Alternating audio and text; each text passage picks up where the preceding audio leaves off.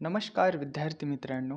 आज आपण GNM third इयरमधील प्रसूतीशास्त्र व कला या विषयामधील गर्भरक्त परिभ्रमण म्हणजेच फिटल सर्क्युलेशन याबद्दल पाहणार आहोत.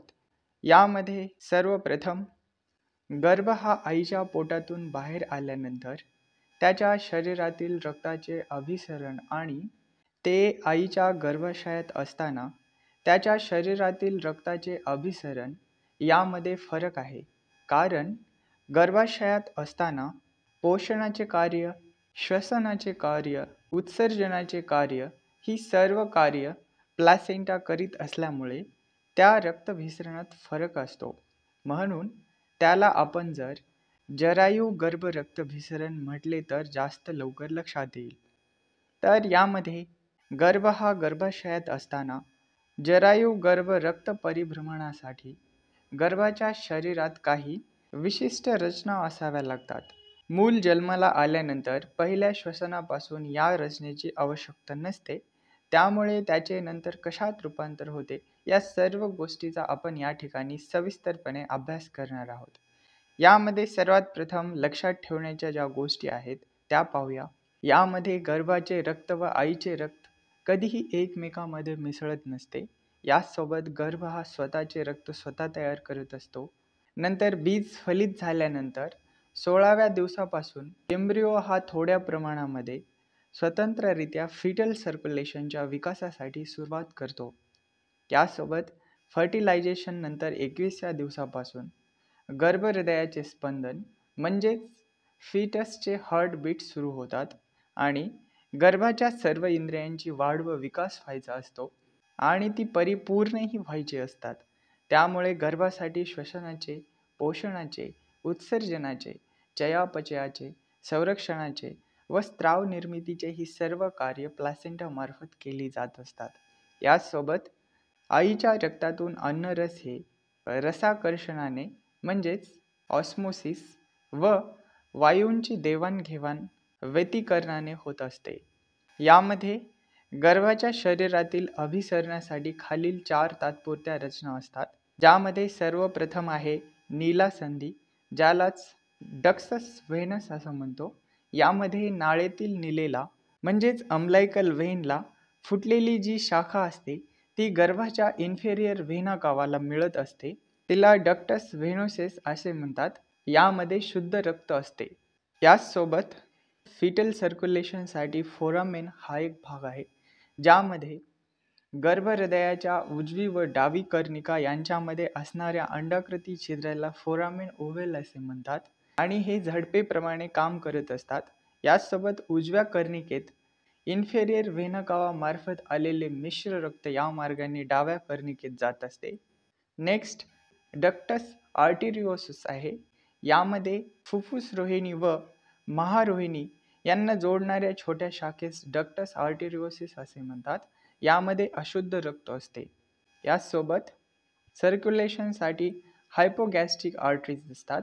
इंटरनल इलॅक आर्टरीच्या या शाखा असून त्या जेव्हा नाळेत शिरतात तेव्हा त्यांना नाळ रोहिण्या म्हणजेच अम्लायकल आर्टरीज असे म्हणतात. यांच्या मार्फत अशुद्ध रक्त प्लासेंटाकडे शुद्धीकरण करण्यासाठी नेले जाते आणि प्लासेंटामध्ये रक्ताचे शुद्धीकरण होते म्हणजेच रसाकर्षणाद्वारे आईच्या रक्तातून आवश्यक ते अन्नरस शोषून घेतले जातात आणि नको असलेले उत्सर्जक घटक आईच्या रक्तात सोडले जातात. तसेच व्यतिकरणाने आईच्या रक्तातील ऑक्सिजन घेतला जातो आणि गर्भाशयाकडील कार्बन डायऑक्साईड वायू आईच्या रक्तात सोडला जातो. अशा पद्धतीने शुद्ध झालेले रक्त हे नाळेतील निलेमार्फत गर्भाकडे येत असते. यासोबत गर्भरक्त परिभ्रमणाचा मार्ग पाहूया. यामध्ये प्लासेंटापासून गर्भाकडे निघालेल्या नाळेमध्ये एकच अम्बिलिकल व्हेन असते आणि तिच्यामध्ये 80% ऑक्सिजन युक्त रक्त म्हणजेच ऑक्सिजनेटेड ब्लड असते. नंतर गर्भाच्या बेंबीमधून नाळनीला म्हणजेच अम्बिलिकल व्हेन आत शिरल्यानंतर यकृताजवळ तिला 2 फाटे फुटतात. एक फाटा यकृताकडे जातो व दुसरा मोठा फाटा गर्भाशयाच्या इन्फेरियर व्हेना कावाला मिळतो. त्यालाच डक्टस व्हेनोसस असे म्हणतात. यातील शुद्ध रक्त इन्फेरियर व्हेना कावामधील अशुद्ध रक्तात मिसळून मिश्र रक्त होते. मिश्र रक्त तयार होण्यापूर्वी गर्भाच्या इन्फेरियर व्हेना कावामधील रक्तातील ऑक्सिजनचे प्रमाण हे 65% इतके असते. नंतर हे मिश्र रक्त गर्भाच्या उजव्या कर्णिकेत येते. तेथून 75% रक्त फोरामेन ओव्हेल मार्फत हृदयाच्या डाव्या कर्णिकेत येते. डाव्या कर्णिकेतून डाव्या जवनिकेत येते. डाव्या जवनिकेतून अओर्टा मार्फत सर्व शरीराला मिश्र रक्ताचा पुरवठा केला जातो. यासोबत अओर्टा मार्फत 60% ऑक्सिजनयुक्त रक्त म्हणजेच ऑक्सिजनेटेड ब्लड हे डोके, मान व छाती व दोन्ही हाताकडे पाठविले जाते. तसेच गर्भाच्या शरीराच्या वरच्या भागातील म्हणजेच डोके, मान, दोन्ही हात यामधील अशुद्ध रक्त सुपेरियर व्हेना कावा मार्फत उजव्या कर्णिकेत येते, ज्यामध्ये तुम्ही इथे पाहू शकता प्लॅसेंटामधून अम्लायकल कॉर्ड मार्फत फिटसच्या यकृतामध्ये म्हणजेच लिव्हरमध्ये ब्लड ट्रान्सफर होत आहे आणि इथून फिटसच्या हृदयामध्ये जाऊन अओर्टा मार्फत संपूर्ण बॉडीला रक्ताचा पुरवठा होत आहे आणि फिटसने वापरलेले ब्लड हे नाळ रोहिण्यामार्फत परत अम्लायकल कॉर्ड यामध्ये अटॅच होऊन ऑक्सिजनेटेड होण्यासाठी प्लॅसेंटामध्ये येत असते. नेक्स्ट, उजव्या कर्णिकेमधील 25% मिश्र रक्तामध्ये मिसळते.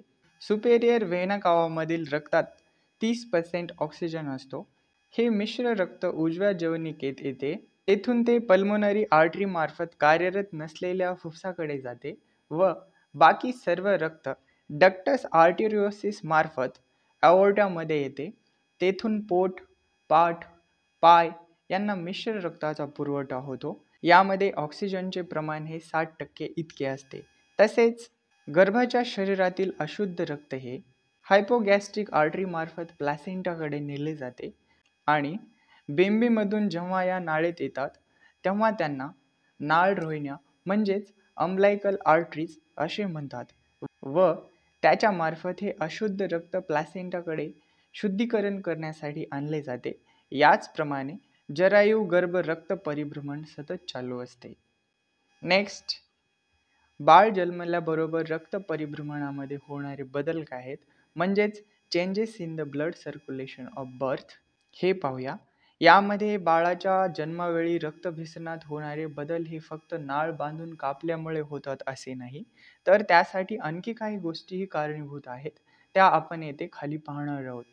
यामध्ये सर्वप्रथम बाळ जन्माला येतानाच प्लॅसेंटल सर्क्युलेशनमध्ये अडथळा निर्माण झाल्यामुळे श्वसन केंद्र उत्तेजित होते. जन्माला आल्याबरोबर बाळ जोरात रडते, त्यामुळे नाकातोंडातून हवा फुफ्फुसात जाते व फुफ्फुसाचे प्रसरण पावते आणि फुफ्फुसांचे व्हास्क्युलर फील्ड वाढते. ती कार्यक्षम होऊन रक्तशुद्धीकरणाचे कार्य बाळामध्ये सुरू होते. म्हणजेच डक्टस आर्टेरियोसिस कडून अओर्टामध्ये जाणारे रक्त आता पल्मोनरी आर्टरी मार्फत फुफ्फुसाकडे शुद्धी करण्यासाठी जाऊ लागते आणि जन्मानंतर 5 मिनिटातच डक्टस आर्टेरियोसिस कार्यात्मक दृष्टीने बंद होतात आणि रचनात्मक दृष्टीने 1 ते 3 महिन्यांनी बंद होऊन तिचा कार्डियाक लिगामेंट सारखा उपयोग होतो. नंतर जर डक्टस आर्टेरियोसिस बंद झाली नाही, तशीच पोकळी राहिली तर बालकास पेटेंट डक्टस आर्टेरियोसिस होतो, जो की हा आजार आपण सेकंड इयरमध्ये पाहिलेला आहे आणि हा जन्मजात हृदयरोग म्हणजेच कंजेनायटल हार्ट डिसीज होतो. याचसोबत फुफ्फुसामध्ये शुद्ध झालेले रक्त 4 पल्मोनरी व्हेन्स मार्फत डाव्या कर्णिकेकडे येते व त्याचबरोबर नाळ कापल्यामुळे प्लॅसेंटामधून उजव्या कर्णिकेत येणारे रक्त कमी होते. त्यामुळे उजव्या कर्णिकेतील दाब कमी होतो व डाव्या कर्णिकेतील दाब वाढतो. त्यामुळे फोरामेन ओव्हल ही झडप बंद होते आणि जन्मानंतर शुद्ध व अशुद्ध रक्त एकमेकात मिसळत नाही. याचसोबत फोरामेन ओव्हल जर जन्मानंतरही बंद झाले नाही तर शुद्ध व अशुद्ध रक्त एकमेकात मिसळून बालकास सायनोसिस अटॅक येतात व हा देखील जन्मजात हृदयरोग असून याला आपण ASD म्हणजेच आर्टेरियल सेप्टल डिफेक्ट असे म्हणतो. तसेच नाळ बांधून कापल्यामुळे डक्टस व्हेनसचे कार्य बंद होऊन तिचे लिव्हर लिगामेंटमध्ये रूपांतर होते व हायपोगॅस्ट्रिक आर्टरीचा उपयोग ब्लॅडर लिगामेंट सारखा होतो आणि जन्मलेल्या बाळाचे सर्क्युलेशन सुरू होते. जन्म झाल्यावर काय काय शारीरिक बदल होतात ते पाहूया. गर्भ हा गर्भाशयामध्ये असताना गर्भाच्या संपूर्ण शरीराला मिश्र रक्ताचा पुरवठा होत असतो, परंतु लिव्हरला मात्र संपूर्ण शुद्ध रक्ताचा पुरवठा होत असतो. त्यामुळे लिव्हरमध्ये तांबड्या रक्तपेशीचा म्हणजेच रेड ब्लड सेल्सचा साठा तसेच लोहाचाही साठा जास्त असतो. व बाळ जन्मल्यानंतर नाळ बांधून कापल्यामुळे डक्टस व्हिनोसेमार्फत प्लासेंटाकडून येणारा शुद्ध रक्तपुरवठा बंद होतो. तसेच जन्मानंतर बाळाच्या शरीरातील ब्लड व्हॅल्यू मेंटेन होण्यासाठी जास्त असलेल्या तांबड्या रक्तपेशी फुटतात, म्हणजेच RBC ब्रेकडाऊन होतात. त्यामधील हिमोग्लोबिनचे विघटन होऊन बिलोरुबिन व बिलिव्हर्डिनमध्ये रूपांतर होते आणि बाळाच्या शरीरामधून सर्वच्या सर्व बिलिरुबिन व बिलिव्हर्डिन एकदम बाहेर पडू न शकल्यामुळे ते बाळाच्या शरीरामध्ये साठून राहते. याच कारणामुळे जन्मानंतर 2 ते 4 दिवसात बाळाला फिजिओलॉजिकल जॉन्डिस झालेला दिसून येतो. Thank you.